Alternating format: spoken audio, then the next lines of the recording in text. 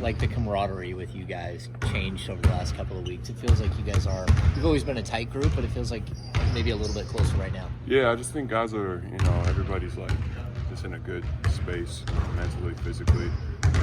Doug had us do like an escape room on the road, and kind of just doing stuff like that we normally wouldn't do as a team, I think helps out a lot. And guys are just vibing a little bit more on the bus and just like team dinners and stuff like that. So I just think everybody's just in a good spot mentally right now, and I think it's showing, it's translating to on the court and how we're reacting on the bench and things like that.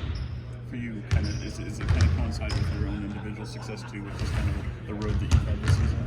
Yeah, it's an up and down league. It's a game of runs. It's a long season. So I think everyone, including myself, is trying to stay even keeled and go up and ride the wave of the up and down, because it's going to happen. As much as we don't want it to, but as long as we can stay positive, stay close knit as a group, I think we'll be all right. From a scoring standpoint, you guys are so top heavy ultimately because of that lineup there. Is it a big focus like on yourself? Is there no pressure to be that type of bench scorer for you guys?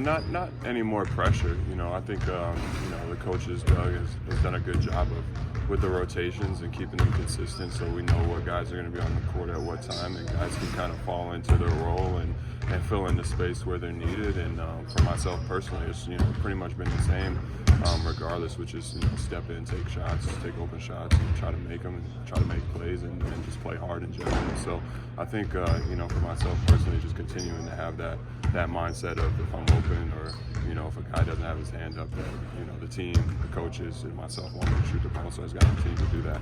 What did you like about that win over Houston for you guys? Yeah, we had to gut it out. We've had a lot of close games this year where in situations like that we would have let go of the rope and had some turnovers or dropped the ball and kind of just given up, or let the game get away from us there at the end. And we just showed resiliency, with Domas fouling out and guys stepping up and making big shots and making big plays down the stretch, and we were able to get the win, which is what we need obviously right now, is to win as many games as possible, and especially against a good team in Houston. They're playing really well, so for us to be able to get that win in a crunch time game is big time for us. Trey, you guys are a game under 500 at home now. Just how much is that wearing on you guys to get back to 500? You had a couple of games here, and maybe head out on the road with a little bit of positivity. It's important. We need to protect home court, and we haven't been doing that up until a couple weeks ago here at home. Teams are just coming in and getting wins.